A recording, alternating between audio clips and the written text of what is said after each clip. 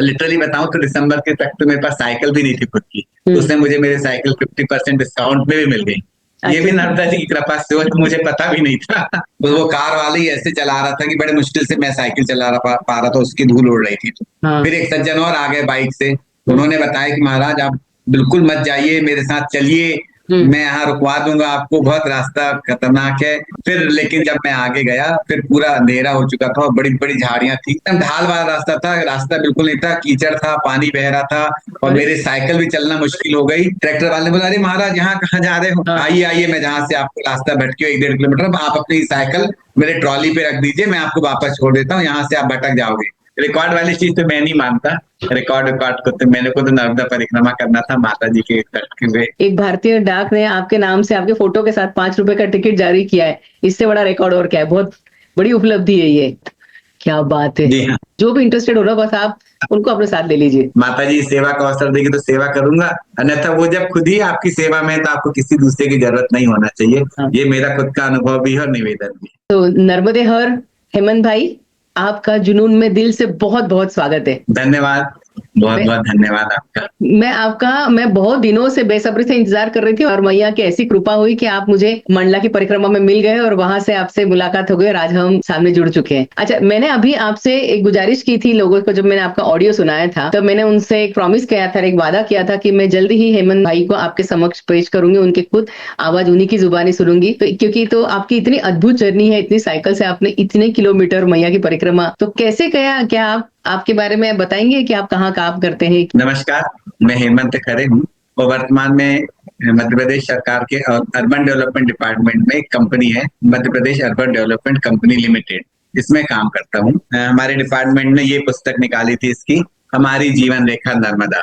अच्छा। इसमें उन 21 शहरों में कौन कौन से ट्रीटमेंट प्लांट है, कितनी उसकी कैपेसिटी है, कितनी लागत है, तो अच्छा। इस वाले पूरे पानी को कलेक्ट करते हैं हम और सीवेज ट्रीटमेंट प्लांट होता है वहां पे पूरा पानी साफ करते हैं, फिर उसको दूसरी जगह यूज कर लेते हैं। ये अच्छा। वाला काम चलता है मेरा, अरे, नर्मदा जी के किनारे किनारे 21 शहरों में ऐसा। तो मतलब आपका जॉब भी, आपका काम मैया में ही हाँ काम है? अरे क्या बात है। हाँ। अरे बहुत सही है। मतलब मैया ने आपको से पूरा तबीयत से चुन के आपको चूज किया है, पूरा मैया ने चुना हुआ है आपको। आप साइकिल से कैसे जुड़े, साइकिल से, और नर्मदा परिक्रमा करने का ख्याल कैसे, आपको कैसे प्रेरित हुए आप? ये तो खैर मुझे भी नहीं पता था कि मतलब इतनी जल्दी ऐसे नर्मदा परिक्रमा हो जाएगी मेरी। बचपन से मन में तो था, क्योंकि रहने वाला मैं मंडला का हूँ जो नर्मदा जी के किनारे पर ही स्थित है। तो मेरे ऐसे बहुत सारे वकील मित्र भी हैं जिनके मन में भी इच्छा थी कि अपने को नर्मदा परिक्रमा करना है, किंतु अब समय के चलते मैं बाहर आ गया, अलग अलग जो है नौकरी की मैंने।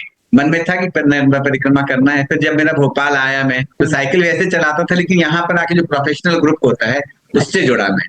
अच्छा। अभी 15 अगस्त को मैंने पहली बार साइकिल चलाई थी। फिर यहाँ पे हफ्ते में 2-3 दिन साइकिलिंग होती, ग्रुप राइड होती है, फिर बाकी इंडिविजुअल भी आप डालते रहो। साइकिल ग्रुप में ही बहुत सारे लोग थे, यहाँ पे बड़े बड़े वर्ल्ड रिकॉर्ड होल्डर भी हैं हमारे साइकिल ग्रुप में। तो अच्छा। उसमें से एक थे महेश खुराना जी, उनके नाम पे तो Guinness book of world record holder है, उनका नाम है उनको उस पुस्तक में। तो उन्होंने एक बार मुझसे कहा, मैं भी उनसे ज्यादा परिचित नहीं था, एक दिन सहज हम लोग साइकिल चला रहे थे, तो उन्होंने मुझे कहा कि मैं नर्मदा परिक्रमा का विचार कर रहा हूँ साइकिल से। जैसे ही मैंने सुना, मैं जल्दी से साइकिल चला के उनके पास गया, उनसे अच्छा। परिचय लिया, उनका फोन नंबर लिया और मैंने कहा जब भी आप साइकिल परिक्रमा करेंगे मुझे जरूर बताना, मैं भी चलूंगा। हाँ। वो भी खुश हो गए, बोले अरे तुम पहले बंदे मिले मुझे कि जो एकदम नर्मदा परिक्रमा के लिए राजी हो गए हैं। ये वाली बात ही मेरे ख्याल से सितंबर वगैरह की रही होगी। पर धीरे धीरे करते करते फरवरी का वो दिन आ गया और नर्मदा जी की कृपा से हमारी यात्रा भी प्रारंभ हो गई। क्या बात है। तो आप दोनों साथ में, 2 जन थे साथ में? हाँ, हम लोग 2 लोगों ने परिक्रमा की, थोड़ी तैयारी भी की। फिर एक्चुअली वो तो चैंपियन है, उन्हें तो पता है कैसी तैयारी की जाती है। वो साइकिल के भी बहुत सारे बड़े बड़े रिकॉर्ड बना चुके हैं वो।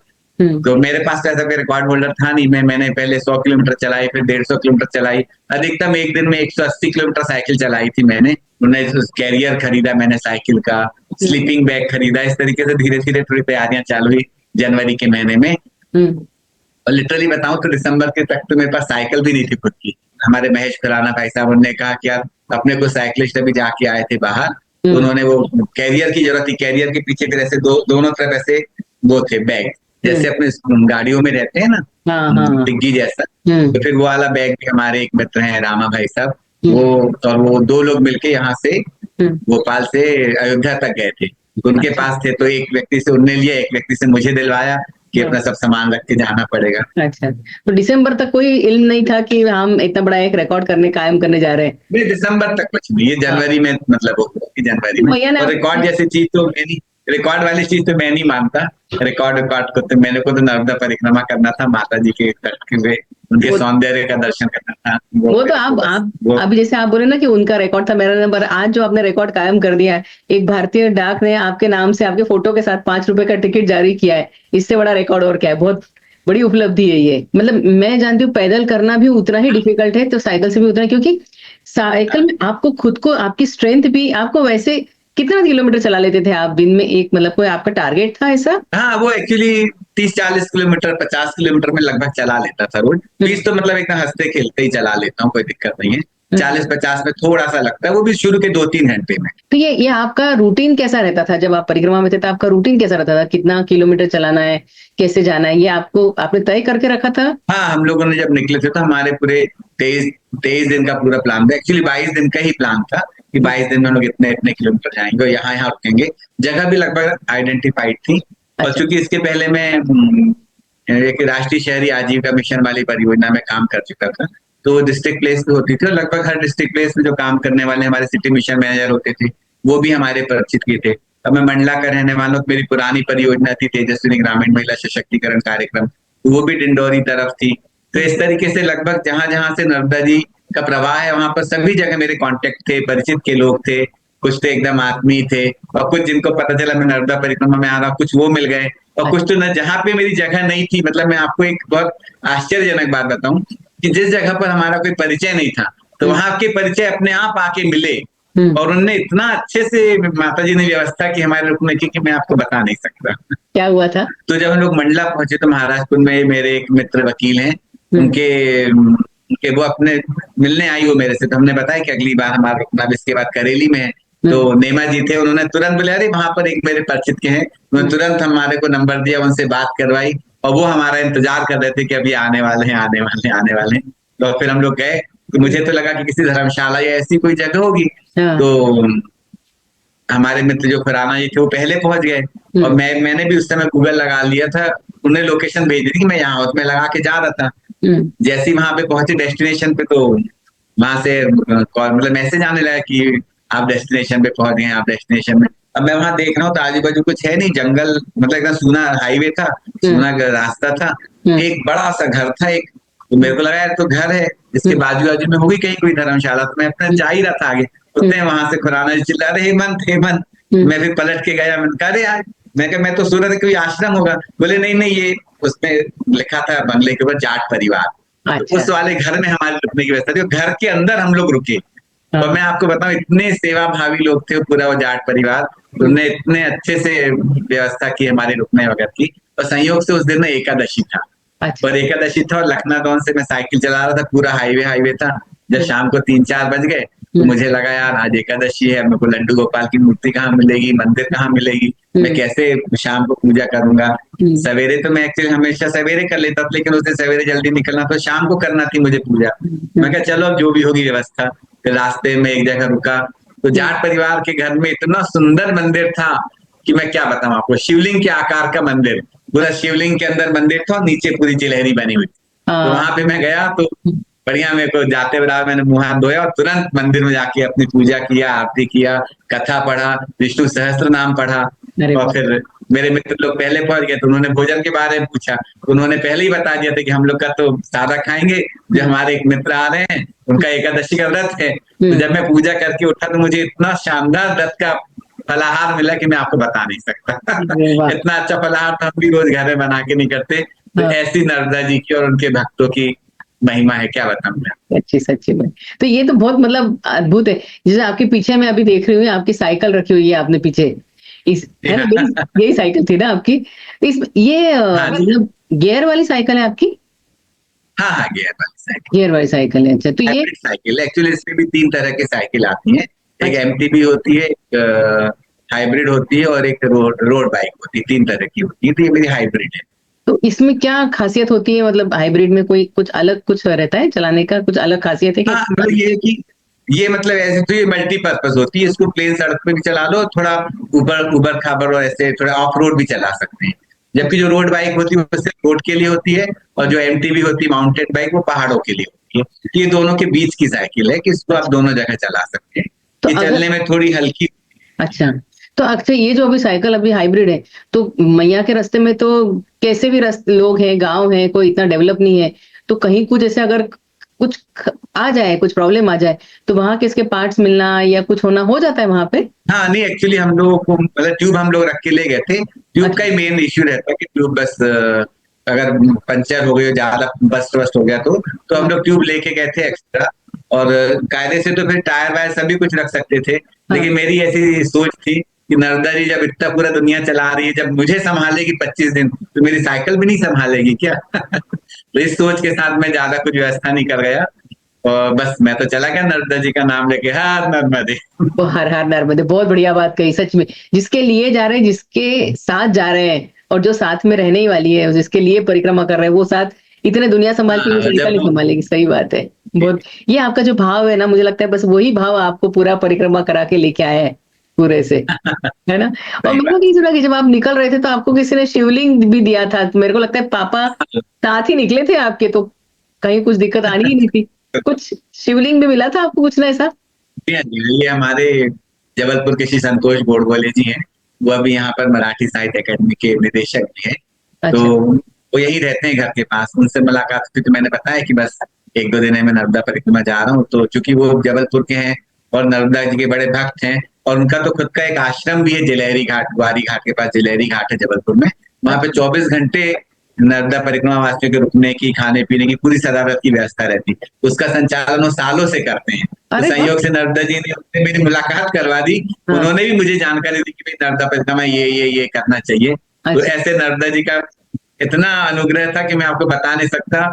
और ये तो मुझे ज्ञात है, और अज्ञात भी उन्होंने क्या क्या किया है मुझे वो उसका नहीं बता सकता मैं, इतनी हाँ, परिक्रमा। ये आपका रूटीन क्या होता था? आप कितने बजे निकलते थे, कितने किलोमीटर चल, मतलब आपको मतलब साइकिल चलानी थी, क्या रूटीन था आपका? तो 23 दिन का प्लान बनाया था, उसमें एक आध जगह अधिकतम 170-75 था। बाकी और और सबसे लोएस्ट हमारा 80-85 था। जैसे 80-85 से लेके 170 ऐसे हमारे ड्यूरेशन थी। तो उसमें एक आधी बार हम लोगों ने कभी 140-150 चलाई है। बाकी 100-110 इतनी साइकिल चलाई है। और कितने और घंटे रूटीन ये मतलब रहता था सुबह कि चलाते थे और फिर हाँ, दोपहर में? अच्छा। सुबह से लेके शाम तक ही चलाने का रहता था। तो सुबह जितनी जल्दी हो सके निकलने की कोशिश करते थे। तो हम हम्म। लोग 6 बजे के समथिंग रखते थे टाइम, कि 6 बजे निकल जाएंगे। हम्म। सुबह सवेरे उठ के अपना स्नान किया, नर्मदा जी के तट पे गए, हम्म। वहां पे पूजन किया। वहां एक शीशी रहती है नर्मदा जी की, जब यात्रा प्रारंभ करते हैं तो उसमें जल परिवर्तन करना होता है।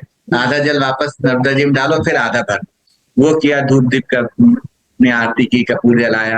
मेरे हम्म। साथ शंकर जी भी थे, उनको भी नहलाया। हम्म। दंड को भी रोज स्नान करवाना पड़ता है। अच्छा, आपने तो दंड भी दंड कैरी को भी, किया था आपके साथ अगर साइकिल पे थे हाँ तो? जी हाँ, एक मिनट मैं दिखा ही देता हूँ दंड, अरे और वाह। शिव जी भी, हाँ। सॉरी। ये हम्म। दंड था। हाँ। ये दंड मैं पूरी यात्रा में साथ में लेके गया था। अच्छा। और ये आपके शिव जी। अच्छा, आपने उसको जनेऊ डाल के रखे है क्या? अरे वाह। हाँ जी हाँ। हाँ, ये नहीं। पूजन से उठा के ले आया मैं। क्योंकि साइकिल थी इसलिए मैंने छोटा दंड रखा था कि साइकिल में आ जाए। अन्यथा जो लोग पैदल करते हो तो पूरा 5-5.5 फुट का दंड रखते हैं, उसको टेक के चलते हैं। हाँ। लेकिन मुझे जिस गोड़बोले जी ने कहा था कि नहीं, एक दंड आप अपने साथ जरूर रखना। इसका भी बड़ा महत्व है। तो रोज इसकी भी पूजा करनी होती थी सवेरे, और रोज इनको भी स्नान करवाना होता था। और हम्म। रोज सवेरे 6-6:15 के समथिंग निकल जाते थे हम लोग। हम्म। कभी कभी 6:30 भी होता था। तो बस वो निकल गए, एक आध जगह रुक के तुरंत चाय नाश्ता किया।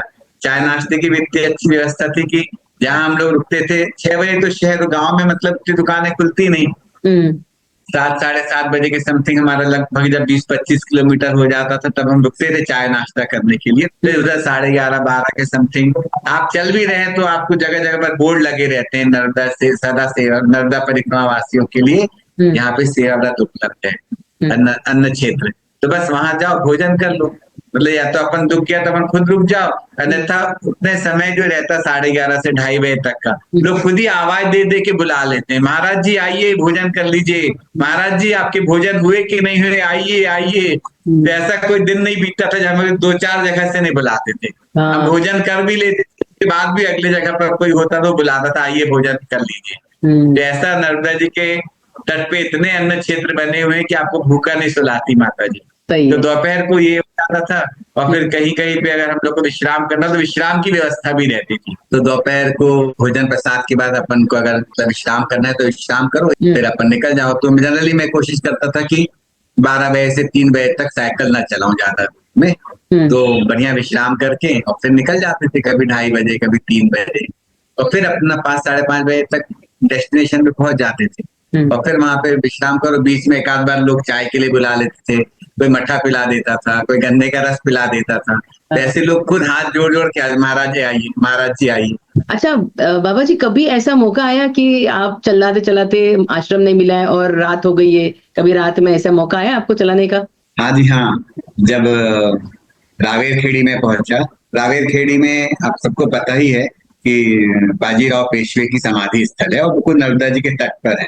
वो इतना अच्छा समाधि स्थल है और बहुत सुंदर। वहां जाके मुझे तो देश प्रेम की भावना से इतना उत्प्रेरित हो गया कि मैंने वहां पे जरा ज्यादा समय बिता दिया। और उसके बाद ही वहां से 20 किलोमीटर दूर सियाराम बाबा जी की समाधि स्थल है। हमारा रुकने का रात्रि विश्राम वहीं पर था। तेली तेली चट्टान नाम की जगह है ना, भटियान। तेली भट्टियान। तो उस वाले जगह पर मैंने बहुत ज्यादा समय बिताया। बाजीराव पेशवा के बारे में क्या ही कहना, हमारे सबके और पूरे भारत देश की, और एकदम हीरो आदमी है वो, है ना। उनके जैसा ना कुछ हुआ, न पहले कोई हुआ, ना बाद में कोई हो सकता है। सच्ची। तो वहां पर मैंने बढ़िया तिरंगा झंडा रखा हुआ था मेरे बैग में, तिरंगे झंडे के साथ मैंने बढ़िया फोटो खिंचवाई लोगों को बुला के। अरे और वाह। बहुत महसूस किया कि सही में वो कैसा व्यक्तित्व रहा होगा उनका। हाँ। और उसके बाद फिर मैं निकला, उसके आजू बाजू में जो गांव है, वहां पे पूरे गांव में नर्मदेश्वर महादेव की दुकानें हैं। 2 4 6 गांव ऐसे हैं कि पूरे गांव में पूरे नर्मदेश्वर महादेव ही हैं। हर गांव बिल्कुल मंदिर जैसा है। हाँ। जी हाँ। हाँ। तो इतना आनंद लिया मैंने, वो पूरे मंदिरों में भी, मैंने पूरे घरों में, सड़कों में, दुकानों में, सब तरफ महादेव भगवानों की मूर्तियां। फिर वहां पे लोगों से बात भी करता रहा मैं। तो उसके चक्कर में मेरे को बहुत ज्यादा समय हो गया। और उसकी वजह से क्या हुआ कि मैं पहुंचने में देर हो गई मुझे। तो वहां रास्ते में जो गांव पड़े, उन लोगों ने मुझे कहा कि महाराज आप रुक जाइए यहीं पर, अब आपके आगे के रास्ता आप जा नहीं पाएंगे, क्योंकि यहाँ पे कंफ्यूजनिंग है जरूर नर्मदा जी के तट पे, लेकिन वहां पर बड़े बड़े रेत के खदान है, तो वहां पे डंपर चलते रहते हैं, ट्रक हैं, और बहुत बड़ी बड़ी झाड़ियां, तो आप रास्ता भटक जाओगे। मैंने कहा नहीं नहीं, अब तो 2 3 ही किलोमीटर बच गया, मैं जाता हूँ। बीच में एक ई स्कूटर पे एक सज्जन आए, उन्होंने मेरे साथ 2 किलोमीटर साइकिल चलाई। बोले नहीं महाराज, आप हमारे इसी गांव में रुक जाओ, नहीं तो आप देरी हो जाएगी, यहीं विश्राम कर लो, हमारे यहाँ मंदिर है, अच्छी व्यवस्था है। मैंने कहा नहीं नहीं, मेरे साथी आगे जाके रुक गए हैं और हम लोग को कवर करना पड़ता है टाइम, हम ऐसे बीच में नहीं रुक सकते। धीरे धीरे अंधेरा हो गया, गुप्त अंधेरा हो गया, 7 बज गए। फिर भी एक सज्जन है और लाइट में एक कार सामने जा रही थी, रास्ता भी बिल्कुल एकदम मिट्टी का था। तो वो कार वाला ही ऐसे चला रहा था कि बड़े मुश्किल से मैं साइकिल चला पा रहा था, उसकी धूल उड़ रही थी।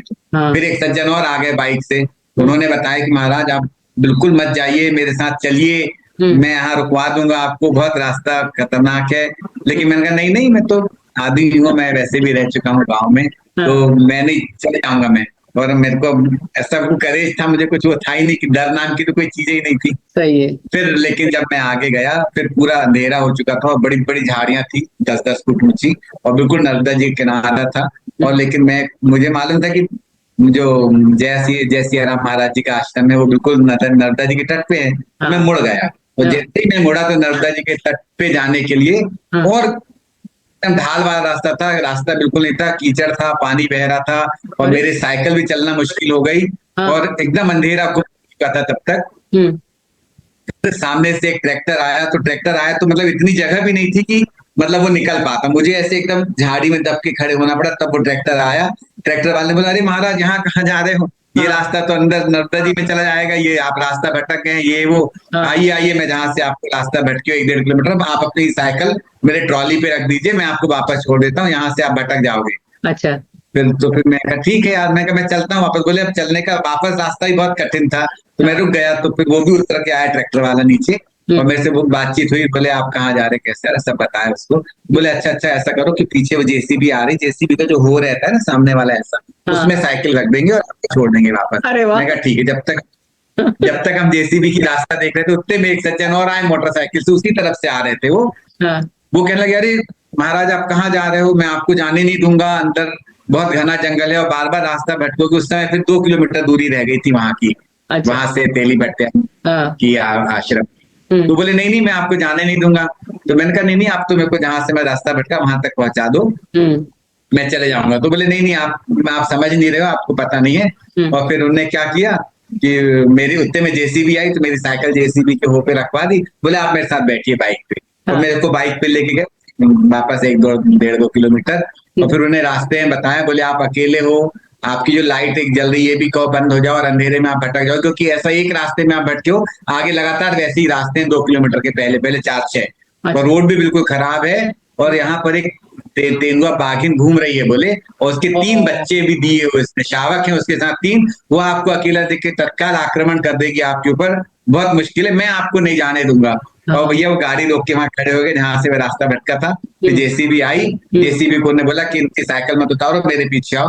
तो बोले वो मैं आपको ले चलता हूँ मेरे घर, आप वहां रात्रि विश्राम करना। और इतने आग्रह से इतना जबरदस्ती किया उनने मेरी सुरक्षा को सर्वोपरि रखते हुए कि मैं गया। उनने खटाखट अपने वहां फोन कर दिया, मेरे रुकने की पूरी व्यवस्था कर दी। फिर उन्होंने बताया कि ये तो मेरी ससुराल है, मेरा घर तो 6 किलोमीटर दूर है, मैं आप उसका जाओगे तो आपको वापस साइकिल चलाना पड़ेगा। तो ससुराल गया, वहां उनकी बहन थी, उसके जीजा जी थे, उनके बच्चे थे, उन सब लोगों ने मेरी इतनी अच्छी सेवा की कि मैं आपको बता नहीं सकता। उनका भोजन खत्म हो चुका था, बना खा के फुर्सत हो गए थे। मेरे लिए फिर से उन्होंने नया भोजन बनाया, चाय पिलाई, टीवी लगाया। जब तक मैं भोजन करता रहा नीचे उन लोग खड़े रहे हाथ बांध के कि महाराज आपकी सेवा में खड़े। मैंने बोला भी कि बैठ जाओ तो नहीं बैठे। सुबह बढ़िया उनने मुझे कहा कि मैं साथ चलूंगा, वो बोले बाइक से मैं आपको वापस वहां तक ले। मैंने कहा मुझे तो आश्रम के दर्शन करने, तो बोले आप साइकिल बीच में रख देंगे, मैं मोटरसाइकिल से आपके जल्दी से दर्शन करा दूंगा। तो सुबह 5:30-5 बजे माता जी उठ भी गई। और फिर मेरे मन में जब हम लोग अमरकंटक से निकले थे, तो जब तट परिवर्तन करते तो साइकिलें अपने को दूसरे व्यक्ति को देनी पड़ती है। वहां पे बच्चियों ने हमारी साइकिल लाई थी ना, बंदर चढ़ के हमारी साइकिल को गिरा दिए थे। तो साइकिल की हमारी जो नर्मदा वाली यात्रा की जो बैनर थी मेरा फट गया था एक तरफ से ऐसा, तो मुझे लग रहा था मुझे कहीं से सुई धागा मिल जाएगा तो मैं उसको सिल लूंगा। सुबह सुबह 5 बजे मैं माता जी इसका यार मेरा ये फट गया, मेरे को सुई धागा मिल जाएगा। बोले हाँ, उन्हें तत्काल मुझे सुई धागा ला के दिया और मैंने उसको वापस रिपेयर करके लगा लिया। तो मतलब इतनी मतलब जो आप सोचते हैं बिल्कुल वैसे ही हो जाता है। हाँ। उस समय कितने बजे दर्शन भी होंगे घर पहुंचे थे, तो कितने बजे होंगे अंदाजन? मेरे मित्र का फोन आया, फिर तुरंत जैसी मैं दरवाजे, बोले आप कहाँ चले गए? बोले मैं इंतजार कर रहा हूँ हेमंत जी, आपको फिक्र लगती है, क्या अंधेरे में मैं आया हूँ। मैंने कहा अरे भाई साहब मैं अभी एकदम अच्छी पोजीशन में आया हूँ, मैं आपको फोन करने ही वाला था। तो इस तरीके से फिर उसके बाद वो हर बार मुझसे कहते थे देखो तुम वही मैं जहाँ रुक रहा हूँ वही आना। ऐसा ऐसा ऐसा बिछड़ गए थे। बराबर है। नहीं पर ये तो है जैसे उन्होंने आपकी व्यवस्था की, तो ये तो है कि वहां पे व्यवस्था है तो सेवा तो ऐसी देते हैं कि मतलब उनकी सेवा है इसलिए हमारी ये साधना हो पाती, चलना हो पाता है या चलाना हो पाता है। जैसे मतलब मेरे को याद है मैं हम कहीं गए थे तो वहां पे शायद आपको भी कभी मौका मिला होगा मालूम नहीं, हम जब चल रहे थे तो हमें आश्रम से सीधे हम कम से कम 300-350 लोग एक जगह गए थे जहां पे हमको सब लाइन लगा के लेके गए थे और पता चला कि वहां पे शादी का खाना शादी थी 350। वही में जब हम जाते हैं तो हम मतलब सिलेक्टिव लोगों को बुलाते हैं, तो यहाँ तो शादी में पूरी परिक्रमा वासियों को ही बुलाते हैं। आपको भी कभी ऐसा कुछ मौका मिला क्या कभी? बिल्कुल बिल्कुल सेम सेम, आपने अच्छा याद दिलाया। जब हम लोग एक क्या नाम बता रहा हूँ नाम, तो वहां पहुंचे तो वहां मेरे एक मित्र थे, उन्होंने मेरी पूरी व्यवस्था करके रखी थी मंदिर में। सरकार नाम था है ना। तो वहां पर हम लोग रुके, तो वहां पर हमारे सब साथी लोग थे, हम लोग हमने कहा, उन्होंने कहा कि यार मेरे मित्र के यहाँ शादी है। बोले उस मंदिर के आश्रम के सामने ही सड़क के उस पार, और पाटीदार समाज के लोग थे। बोले बहुत संभ्रांत परिवार है और इस वाले 80 गांव के अध्यक्ष हैं वो, पाटीदार समाज में ऐसा बहुत चलता है। तो बहुत ग्रैंड आयोजन है, बोले उनका, आप लोग सब लोग चलिए वहीं भोजन करने, मेरे मित्र हैं आप मेरे मित्र, कोई दिक्कत नहीं होगी मुझे। मैंने कहा ठीक है चलते हैं। फिर हमने कहा लेकिन यार आश्रम में जहाँ अपना भोजन वहां बता तो दी कि हमारा भोजन मत बनाई, क्योंकि हमको तो वहां जाना है। बराबर। तो जो सेवादार थे हमने उनको बताया कि भाई आज हमारा भोजन मत बनाना। तो बोले उन्होंने अरे आप, बोले अभी तो जहाँ सामने शादी वहां, तो बोले उनने सबको बुला, पूरे मंदिर के सारे लोग पिछले 5 दिन से आमंत्रित है। मंदिर के भंडारा में कुछ भोजन बन ही नहीं रहा है, पूरे मंदिर के जितने कार्यकर्ता लोग हैं, यहाँ आने वाले जितने परिक्रमावासी है, सबका भोजन वही है और आप लोग को वही चलना है। तो नर्मदा परिक्रमा के दौरान माता जी ने 56 भोग भी हमें खिलवा दिए। अरे वाह, अच्छा। और तो हम जहाँ गए, वो जो पाटीदार समाज के जो अध्यक्ष थे वो इतने बड़े व्यक्ति, बहुत रईस, उनके घर में 2 लड़कों की शादी थी, 2 बहुएं एक साथ आ रही थी। उसके बाद उनको पता चला कि हम परिक्रमा वासी, तो बिल्कुल हाथ जोड़ के आए, हमारे इतने हजारों लोग के बीच में हमारे लिए अलग से पंगत लगवाई, अलग से 4 लोग को नियुक्त किया कि इनको आप अच्छे से भोजन करवाइए।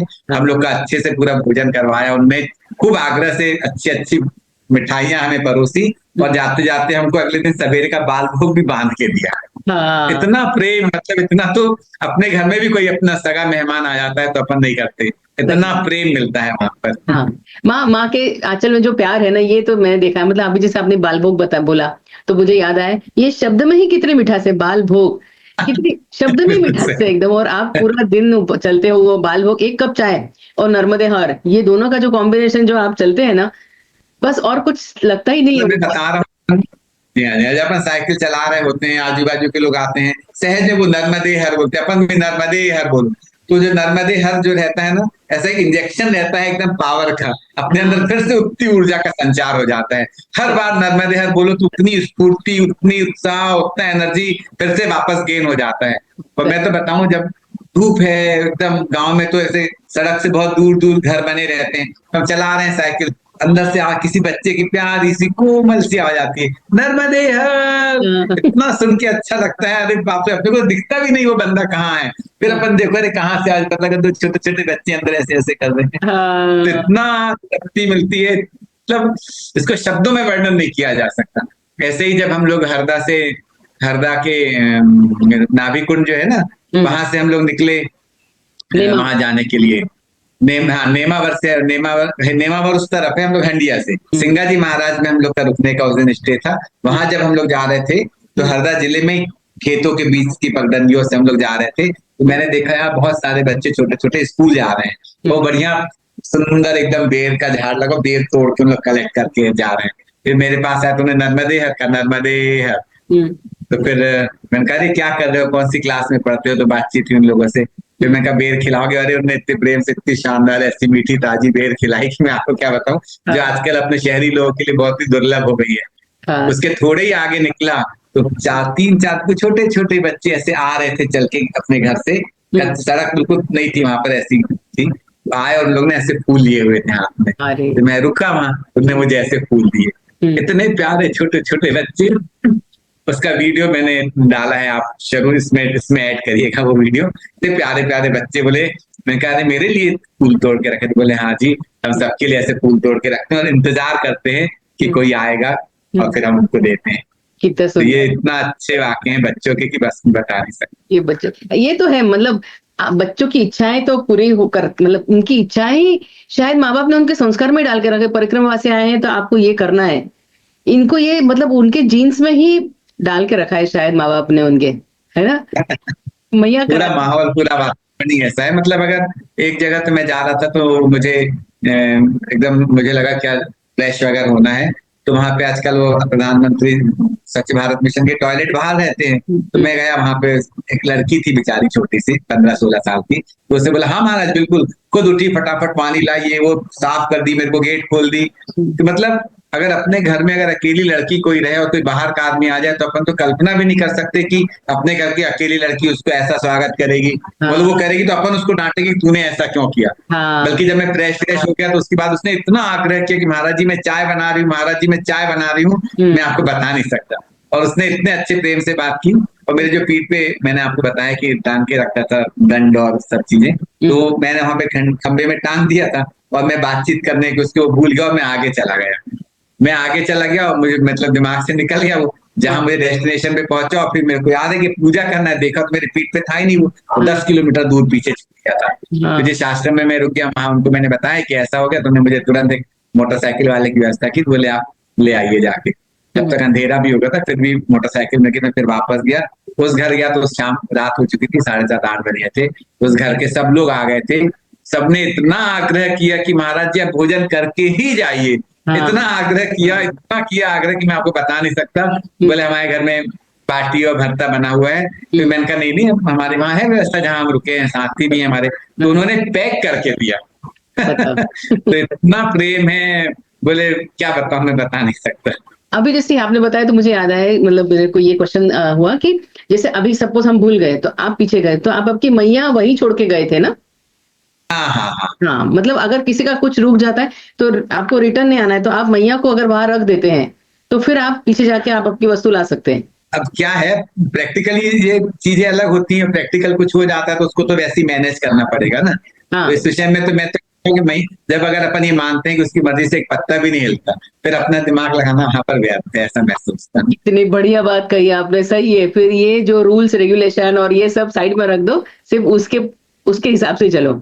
बहुत समर्पण का मतलब, कुछ समर्पण अगर वो कर दिया आपने तो फिर सब कुछ, कुछ नहीं है उसमें किंतु परंतु। हाँ, सब उसी को अर्पण है, वही चलाएगी, वैसे चलेंगे। सच में ये बात तो है। मैया हर इच्छाएं पूरी करती है। ऐसी आपकी कोई इच्छा थी जो मतलब परिक्रमा में जो ऐसा लगा आपको कि मेरी ये इच्छा है और मैया पूरी कर दे? हाँ, हाँ। जब हम मेरे आप वीडियो देखेंगे तो उसमें मैंने बहुत सारे खेतों के बीच में से जाते हुए सब बनाता था कि यहाँ पे ये फसल हो रही है, सब्जी हो रही है। और माँ नर्मदा जी के जो तट पे क्षेत्र है, अनोखा सौंदर्य और माँ का दरबार और माँ का जो मतलब इतना भरा हुआ है कि आप कल्पना नहीं कर सकते। दोनों तरफ हरे हरे खेत, आपको कौन सी सब्जी नहीं मिलेगी, कौन सा अनाज नहीं मिलेगा, कौन सा फल नहीं मिलेगा। इतना सौंदर्य है, इतना सौंदर्य। जो कहते हैं ना कि जहां पे जल होता है वहां पे वसुंधरा प्रफुल्लित हो जाती है। तो धरती माता को नर्मदा जी के संगम से पूरे नर्मदा परिक्रमा के क्षेत्र में मैंने देखा लोग 3-3 और 4-4 भी फसलें ले रहे हैं। क्या सोयाबीन, क्या मूंग, क्या भिंडी, क्या लाल मिर्ची, क्या शिमला मिर्ची, क्या भुट्टा, क्या ज्वार बाजरा, मतलब मैं गिनती नहीं लगा सकता। जो चीजें हैं सब चीज मिलेगी आपको। क्या बोलते हैं, मसूर भी मिलेगा, राजमा भी मिलेगा, छोले भी मिलेंगे, सब चीज है। इतना मतलब सौंदर्य है और माता जी का इतना वो है। इतने लोग रिच हैं वहां पर और मेहनत भी करते हैं।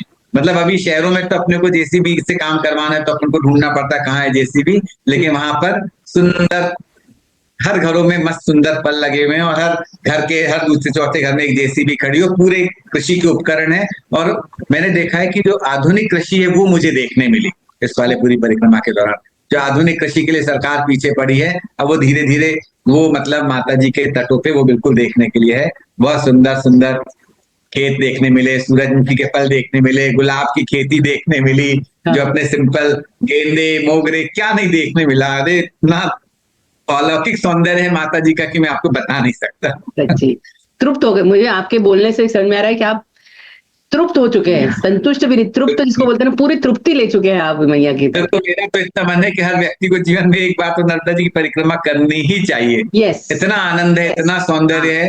हाँ, आप माता जी को तो निहारोगे, देखोगे, आप अपने को भी पहचानोगे कि जब आपको पता चलता है कि आपको जीवन में किसी चीज की जरूरत ही नहीं है, क्यों हम्म, अपन इतना सब चीज जोड़ रहे हैं। हम्म, कोई जोड़ने की जरूरत नहीं है आपको। आपका काम सब कुछ बगैर ये भौतिक सामग्री का संग्रह किए बगैर ही बहुत अच्छे से और बहुत आराम से चल सकता है। सच में ये तो है मैया की मन कृपा में एक से। बार समर्पण का भाव होना चाहिए। जी जी। हाँ, बहुत बढ़िया बात कही है आपने। ये शायद मुझे लगता है आप में आए क्योंकि आपने परिक्रमा की है। कहीं ऐसा भी आपको सत्संग मिला है जो आपको अनुभूति देके गया हो, या आपको ऐसा लगा हो कि नहीं, ये सत्संग कहीं तक आपके दिल को झंझोर के गया हो? कोई सत्संग ऐसा या किसी हाँ जी, साधु से ऐसी संवाद? 3-4 जगह ऐसी हैं। जैसे एक अमरकंटक तो एकदम अद्भुत स्थान है। हम्म, वहां पर तो जाएंगे तो आप बिल्कुल, मतलब जो लोग नए हैं उनके लिए शायद वहां पे नर्मदा जी को उतना भव्य स्वरूप नहीं मिल पाता, तो उन लोग के लिए उतना वो नहीं होगा। लेकिन मैं तो हमेशा से जाते रहा हूँ अमरकंटक। तो अमरकंटक में माँ नर्मदा जी का सही में वास्तव में पता चलता है कि वहां पे बहुत अजीब ही फीलिंग है, बहुत ही मतलब एक आध्यात्मिक माहौल है। वहां पे आपको पता नहीं है, वहां पे हजारों संत महात्मा पुरुष अभी भी ध्यानस्थ हैं और अपनी तप में संलग्न है। और सेम वैसा ही उसके बाद अपन अगर चल के आते हैं तो आगे मंडला जो है, मंडला और उसके आसपास का 100 किलोमीटर का एरिया, जैसे अमरकंटक को अपन शीर्ष भाग कहते हैं, तो मंडला जबलपुर वाला क्षेत्र माता जी का दिल कहलाता है। हम्म, और माता जी का दिल वाला, अब आप समझ सकते हैं कि आपके शरीर में दिल का क्या महत्व है। वो हाँ, महत्व है मंडला का और मंडला के आसपास के 100 किलोमीटर का।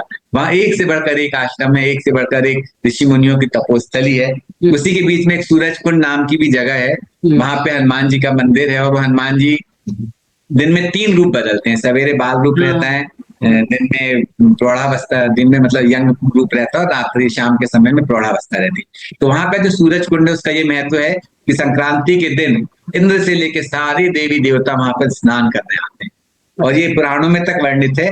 तो वो सूरज कुंड नाम का एक बहुत ही पवित्र स्थान है।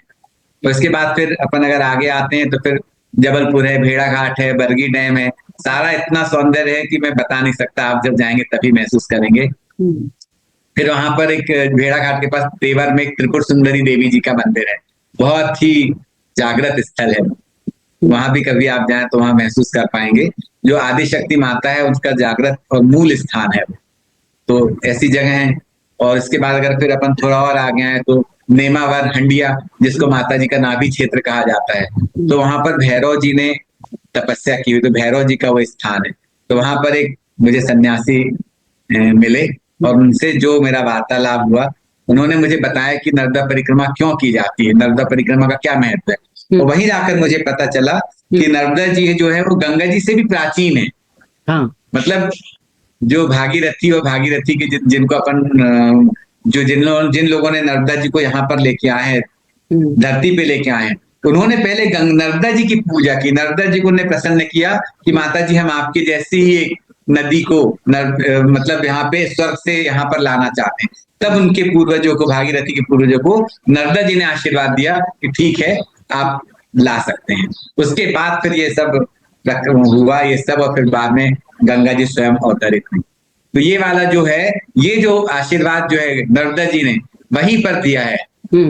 नेमावर से 10 किलोमीटर दूर पहले एक घाट है, वहां पर नर्मदा जी ने ये वाला आशीर्वाद दिया था भागीरथी के पूर्वजों। तो गंगा भी अपने है ना, गंगा भी अपने पाप धोने, मतलब हम पाप धोते हैं गंगा में जाके, गंगा भी अपने को साफ करने आती है मैया के यहाँ पे। तो साल में एक बार गंगा सप्तमी का दिन होता है, वो अगले महीने मेरे ख्याल से 4 तारीख को वगैरह है, 4-5 तारीख को भी देखा था। तो वो एक गंगा सप्तमी का दिन होता है, गंगा जी स्वयं स्नान करने आती है वर्ष में एक बार नर्मदा जी में। इतना नर्मदा जी का महत्व है। और नर्मदा जी के बारे में तो कहा भी जाता है और सब लोगों ने महसूस भी किया है कि, और मैंने भी ये महसूस किया कि जहाँ कहीं मुझे रास्ता भटका मैं, तो मुझे मतलब अगर मुझे मतलब ऐसा हो गया गांव के रास्ते इधर जाना है या इधर जाना है, तो बिल्कुल कोई ना कोई बंदा आपको वहां आ जाएगा, आपको बता देगा कि आपको इधर जाना है, आपको परेशान नहीं होना पड़ता है। तो और एक बार तो मैं रात को जब नेमावर ही पहुंचने वाला था, तो रात को 8 बजे बज गए, तो उस दिन बहुत लंबी साइकिल चलाई थी हमने, तो बिल्कुल गुप्त अंधेरे में जाता, कोई गांव के रास्ते थे, तो लाइट लगी हुई थी, मैंने कब इधर जाऊं इधर, समझ में ही नहीं आ रहा था मुझे। फिर 2 लड़के वहां से कहीं से आ गए, उन्होंने मुझे बताया कि इस तरफ जाना है। तो इस तरीके से नर्मदा जी के इतना मतलब सपोर्ट रहता है, मतलब अपन तो सपोर्ट क्या, सब कुछ उसी का है, वो क्या सपोर्ट देंगे अपन। तो ऐसे भी सहयोग माता जी का इतना मिलता है कि आपको बता नहीं सकता। और ये आपने माँ नर्मदा परिक्रमा ऊपर ही जो बैनर लगाया है वो आपने लगा के रखा था आगे और पीछे? हाँ, साइकिल पे मैंने यहाँ सामने एक पट्टी लगा के रखी थी, और ये वाले ऐसे 2 बैनर नर्मदा जी के बैग थे, वो पीछे लगा के रखे, मैंने जो पीछे डिक्की रहती पिछले चक्के के वहां। क्योंकि अब क्या होता था, कई बार अपन रास्ता अंदर अंदर गांव से जा रहे हैं, तो लोग बता देते हमारे इस तरफ से नहीं इधर से जाइए, क्योंकि हम लोग बिल्कुल नर्मदा जी किनारे किनारे होते, तो हर बार नर्मदा जी के क्रॉस कर न लें, नर्मदा जी आ न जाए, ये हमेशा डर बना रहता था। तो वो लिखने से क्या सामने वाले लोग सतर्क हो जाते, खुद से बता देते कि महाराज इधर से नहीं इधर से जाइए। ये जैसे आप निकले आप परिक्रमा में, आप जैसे सपोज किसी को निकलना है साइकिल से करना है, अभी जैसे आएगी परिक्रमा, तो उनको हेल्थ वाइज क्या या प्रैक्टिस क्या करनी पड़ेगी, करना चाहिए आपके हिसाब से, जो क्योंकि शारीरिक इसमें आप स्ट्रांग होना चाहिए, तो कैसा आप क्या उनको गाइड करेंगे? कम से कम 5-6 महीने साइकिल चलाएं, 50-100 किलोमीटर की वो साइकिलिंग के अभ्यास रहे तो ज्यादा अच्छा रहेगा।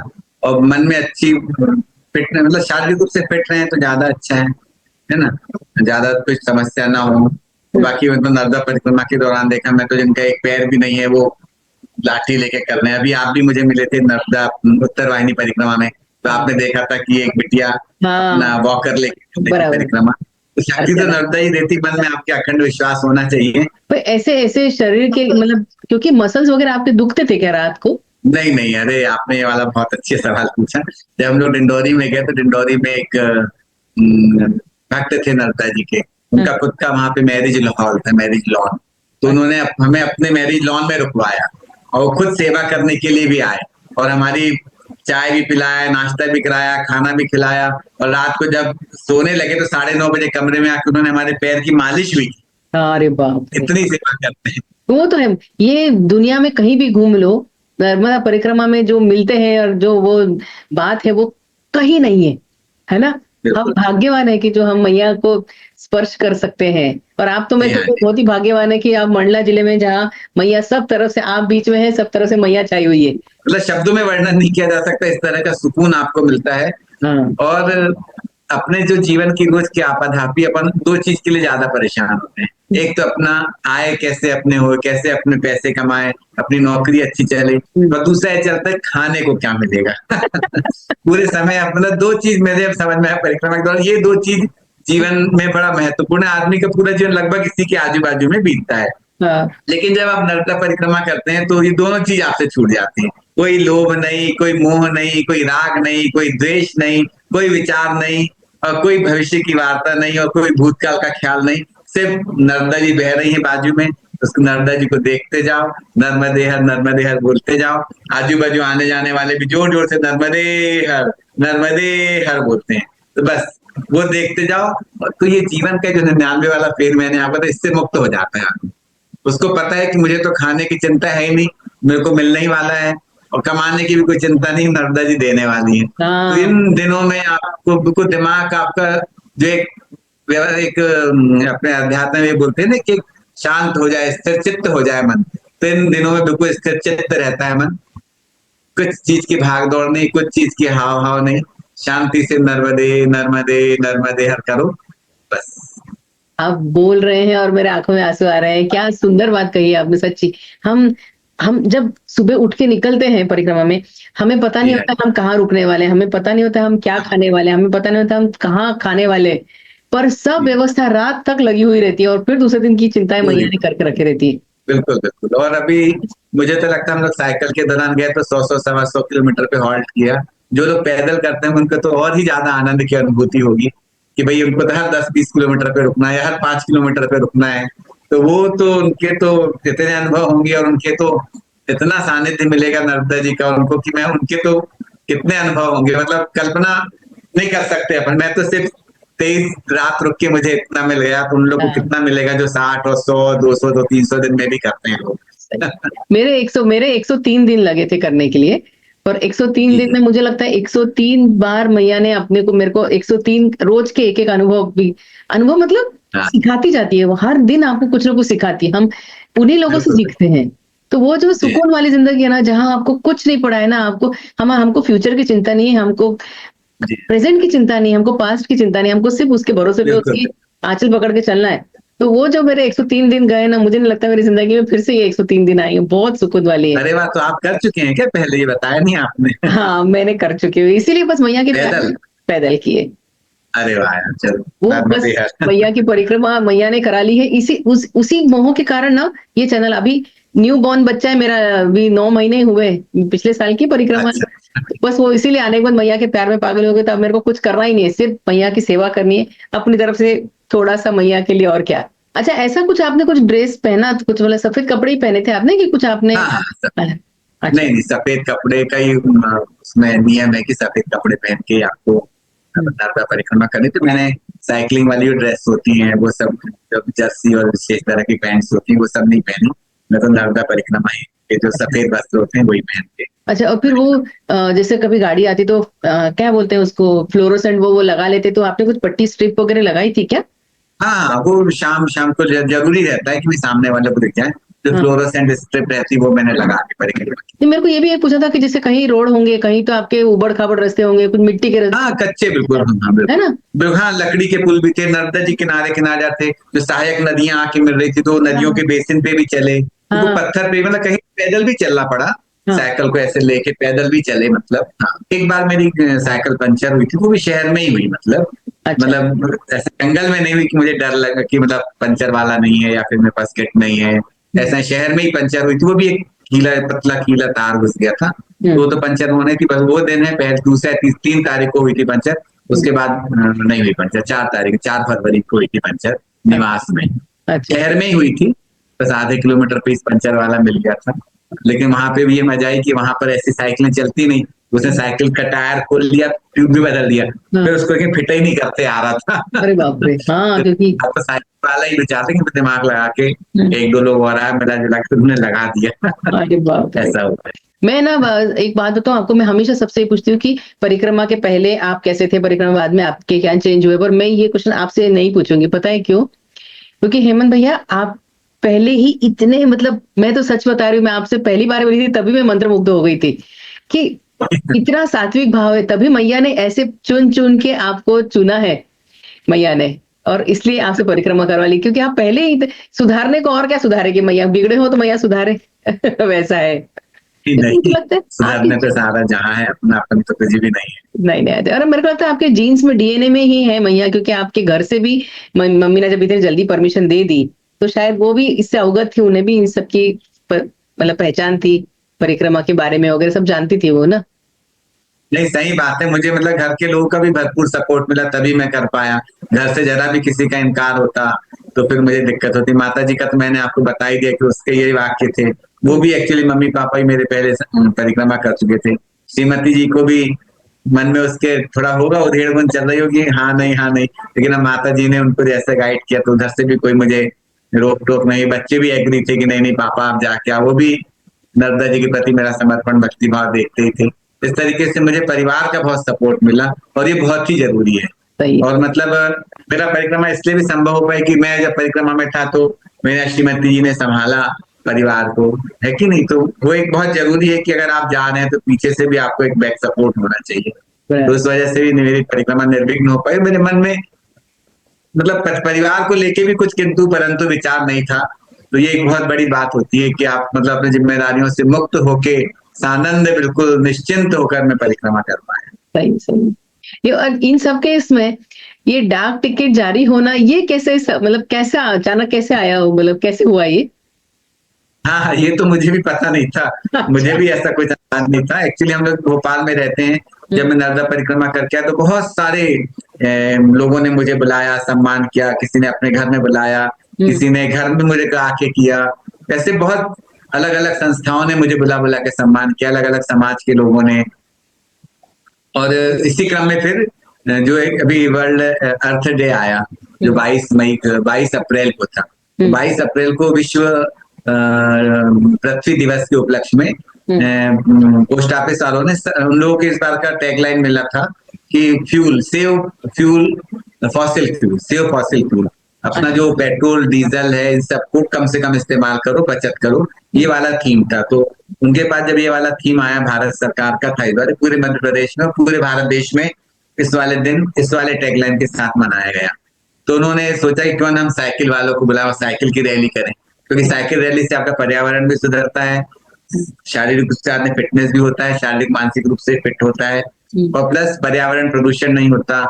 इस वजह से उन्होंने हमको बुलाया कि आप हमें साइकिल राइड कीजिए। फिर हम लोग की जब बातचीत हुई तो हमारे ग्रुप में कहा है कि हमारे यहाँ पे जो स्पेशल जिन लोगों के पास में अचीवमेंट्स है, साल भर साइकिल चलाते हैं, तो ऐसे हमारे 10 लोग हैं, उनको भी हम लोग अलग से सम्मानित करते हैं। तो फिर मुझे तो लगा जैसे आज तक हर जगह जो सम्मान स्वरूप कुछ ना कुछ या तो प्रमाण पत्र मिलता है या फिर कुछ एक आध वस्तु भेंट हो जाती है, जैसा अपने आमतौर पर चलता है। किसी ने टी शर्ट कर दी, तो किसी ने पेन गिफ्ट कर दिया, किसी ने कुछ मोमेंटो गिफ्ट कर दिया। तो पोस्ट ऑफिस वालों ने कहा नहीं नहीं, हम तो इनके टिकट प्रिंट करके देंगे। अरे बाप रे। तो हमारे 8-10 लोग जो थे जिनके अलग अलग अचीवमेंट्स थे, सबको उन्हें टिकट करके दी। और जो हमारे पूरे मध्य प्रदेश के हेड ऑफिस है, उसके मुख्य पोस्ट मास्टर जनरल महोदय हैं माथुर साहब, उनके हाथ से हमें ये टिकट प्रदान की गई, सर्टिफिकेट प्रदान किया गया। ये टिकट भी मैं आपको दिखाना चाहूंगा। वाह, आपके फोटो के साथ, क्या बात है। जी हाँ, इसमें मेरी फोटो। तो मुझे भी बिल्कुल आइडिया नहीं था, और मैंने तो कभी जिंदगी में सुना भी नहीं था कि ऐसे ऐसे फोटो भी छपती किसी की डाक टिकट में। ये कितने, 5 रुपए का टिकट है? हाँ, 5 रुपए का टिकट है। 12 टिकट उन्होंने हमें प्रदान किए हैं, और इसके साथ ही सर्टिफिकेट भी दिया। वाह, बहुत बढ़िया। देखो, प्रमाण पत्र, साइकिल रैली। जी हाँ, ये 2 चीज दी, और एक उनके यहाँ पर स्पेशल कैंसिलेशन होता है, तो उन्होंने स्पेशल कैंसिलेशन में उस दिन के लिए ये 2 चीज, ये लिफाफा और ये भी जारी किया। ये फिलाटेलिक सोसाइटी में जो लोग इंक्लूड है उनको पता होता है, इसका बड़ा महत्व होता है। अच्छा ये स्पेशल कैंसिलेशन बोलते हैं इसको। जी हाँ। अच्छा तो अच्छा। ये भी उन्होंने जारी की थी, और ये हम जितने हमारे साइकिल राइडर थे 30-35 सबको गिफ्ट भी किया उन्होंने ये वाली चीज। वाह, तो इसका मैं ये जो वीडियो है ये मैं अभी दर्शकों को दिखाती हूँ, आपको बहुत बहुत बढ़िया है ये तो। श्री हेमंत खरे जी से अनुरोध करूंगा कि वे मंच पे के पास आए। नर्मदा परिक्रमा completed by bicycle 3000 kilometre in 184 hours by Shri Hemant Khare ji. Many of half century ride इन्होंने रन की है। हेमंत खरे जी प्रमाण पत्र और माई स्टैम्प प्राप्त कर रहे हैं। मैं आपसे एक बात मतलब मैं रिक्वेस्ट करना चाहूंगी कि जैसे अभी देखो इतनी व्यस्तता का जीवन है, जो लोग अभी स्टिल वर्किंग है और स्टिल उनको करने की इच्छा है कि परिक्रमा करना है, तो वो लोग जैसे ये साइकिल हो गई, गाड़ी हो गई, मोटरसाइकिल हो गई, इसे कर सकते हैं। तो अगर उनको साइकिल से करने की इच्छा है तो आप उनके लिए क्या कहना चाहेंगे, उन्होंने कैसे तैयारी करनी चाहिए या क्या आप उनको कैसे गाइड कर सकते हैं?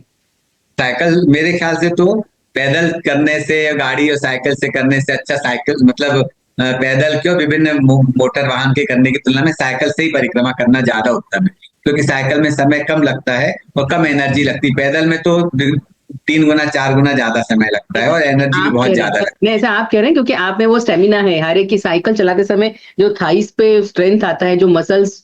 नहीं नहीं नहीं, बिल्कुल नहीं आता। अभी अभी आजकल के जो साइकिल आ गई वो थोड़ी अच्छी हैं, उसमें पैरों पे बिल्कुल वजन नहीं आता, हल्की साइकिलें हैं। थोड़ा सा प्रयास करने की जरूरत है। 2 महीने 3 महीने अगर आप चलाएंगे साइकिल, तो साइकिल जैसा सुलभ साधन कोई है नहीं। साइकिल से नर्मदा परिक्रमा करने का ये फायदा होता है कि आप किसी गाड़ी का धुआं नहीं छोड़ते नर्मदा जी के तट पे, तो हाँ। पर्यावरण से मुक्त रहती है नर्मदा जी। समय, आप नौकरी पेशा हैं हम्म। तो आपके पास समय की भी कमी, तो समय की भी बचत होती है, प्लस आपको आपका शारीरिक रूप से भी फायदा मिलेगा, है ना। और प्लस नर्मदा जी का सौंदर्य, आप गाड़ी से फुर्र से निकल जाते हैं, आप देख ही नहीं पाते हैं आजू में क्या है बाजू में क्या है। बहुत सही और बात पैदल चलते हैं तो पैदल जब आप चलते हैं तो स्लो मोशन में चलती है, तो एक्यूरेट अपने को जो चीज देखना है वो हाँ। साइकिल से जितना अच्छा है उतना मुझे नहीं लगता किसी दूसरे साधन से है। हम्म। मैंने चलाई 100-125 किलोमीटर। आप 50 चलाओ, 60 चलाओ, 70 चलाओ, जितनी आपकी कैपेसिटी है।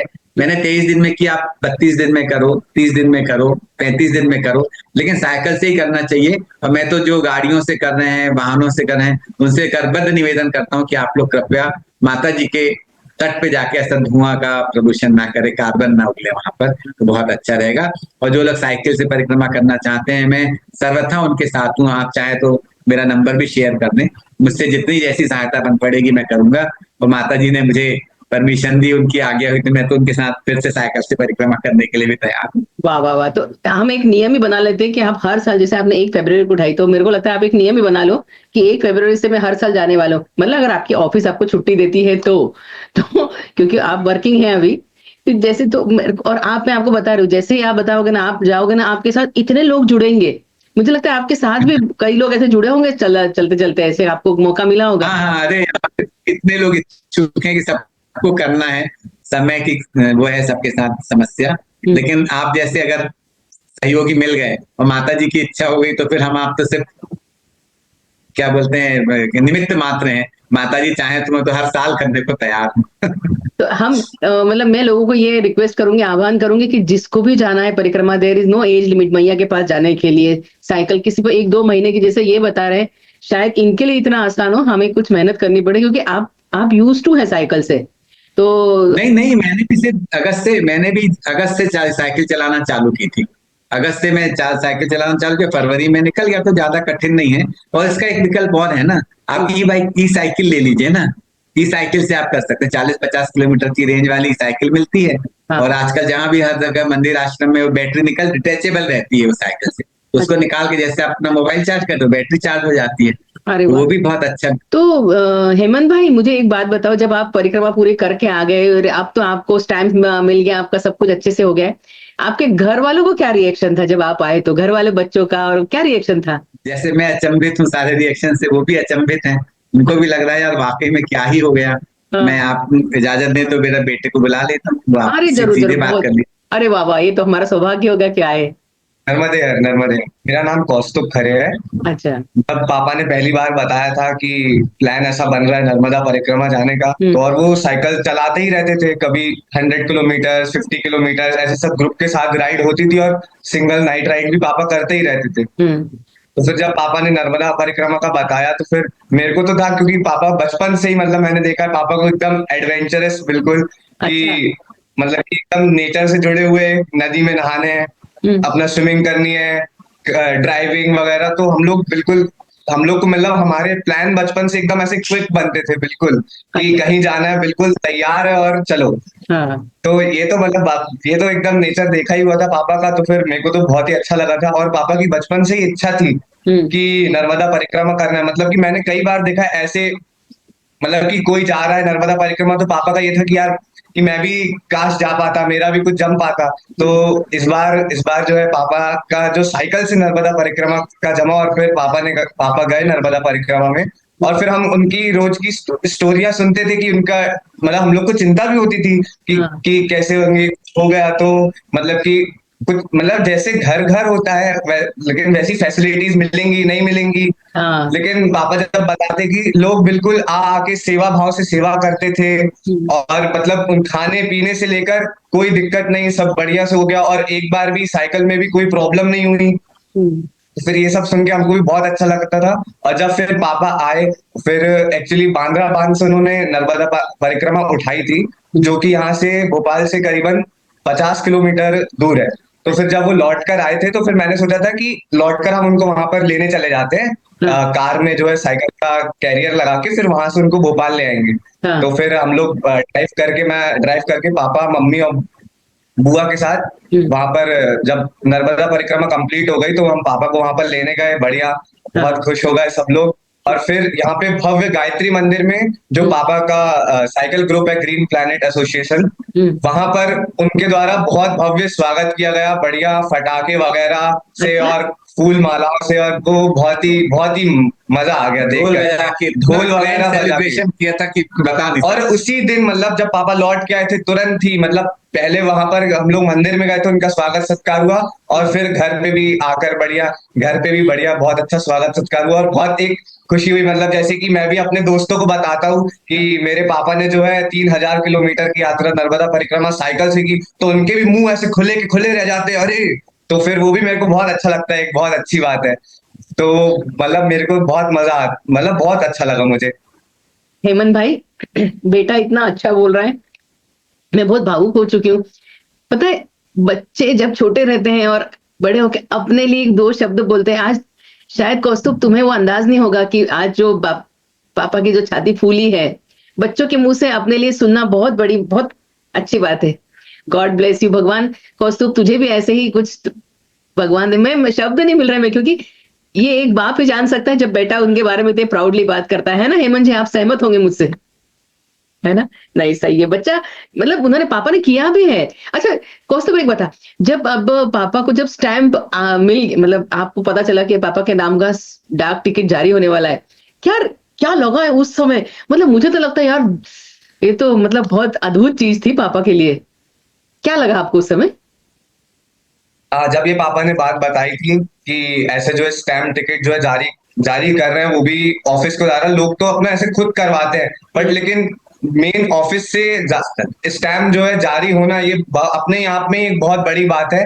तो उन्होंने बताया था कि इसके लिए एक साइकिल राइड भी हो रही थी, तो मैंने पापा को जरूर बोला था कि पापा इस राइड में जो है मैं भी आपके साथ जाऊंगा, और मैं भी उस राइड का एक पार्ट बनूंगा, और फिर मैं भी आपको वहां पर देखूंगा, आपको स्टेज पर जाते हुए और वो स्टैम्प रिसीव करते हुए। तो उस दिन सुबह मैं मतलब कि पापा के साथ साथ एक्चुअली मेरी भी साइकिलिंग हो जाती है, तो फिर मैं भी जो है साइकिल राइड पर गया था, और फिर हमने पोस्ट ऑफिस डाक विभाग में जो है बढ़िया जो है साइकिल राइड स्टार्ट हुई, बढ़िया हमने पूरा एक बहुत ही अच्छा एक राउंड मारा साइकिल से, और फिर वापस आने के बाद कॉन्फ्रेंस हॉल में बढ़िया एक अर्थ डे का बहुत ही शानदार इवेंट हुआ। और उस इवेंट के दौरान सभी स्पीकर्स ने जो है, सभी जो भी डायस पे थे, उन्होंने बहुत अच्छी अच्छी स्पीच दी। और फिर उसके बाद जो साइकिल्स राइडर थे, उनके लिए ये सम्मान था, जिसमें मेरे पापा भी थे, जिनके लिए अलग से जो है रिजर्व्ड सीट अलॉट की गई थी। तो वो भी एक अपने आप में बहुत बड़ी बात है। तो फिर बढ़िया उनका स्टेज पे नाम कॉल किया गया, मैंने उसका पूरा वीडियो भी बनाया हुआ है, आप जरूर उसे भी शेयर कीजिएगा कि। और फिर पापा को बढ़िया माई स्टैंप दी गई, जिसमें मस्त पापा की साइकिल राइडर वाली फोटो थी, और वो ₹5 की स्टैंप थी, और वो मैंने भी देखी, मुझे भी बहुत अच्छा लगा, क्योंकि ये जनरली चीजें कहाँ देखी जाती है, ये तो सिर्फ अच्छी मतलब कि ये तो कोई किसी की बहुत बड़ी अचीवमेंट पर ये सब चीजें होती है, और फिर उसमें मेरा पापा का भी नाम आना, तो ये मेरे लिए बहुत अच्छी बात है। ये मैं मतलब मेरे को बहुत अच्छा लगता है। बच्चे ने रुला दिया हेमंत भाई, बहुत अच्छा, भगवान इसको बहुत तरक्की दे, मैया इसके ऊपर कृपा बरसाए। तो मैं आशा करती हूँ कि आप लोग को वीडियो बहुत पसंद आया होगा, और अगर वीडियो पसंद आया होगा तो बिना सोचे लाइक, शेयर और सब्सक्राइब जरूर कीजिए, ताकि मैं आपके सामने और ऐसे अच्छे अच्छे परिक्रमावासियों को लाके अनुभव साझा कर सकूं। नर्मदे हर।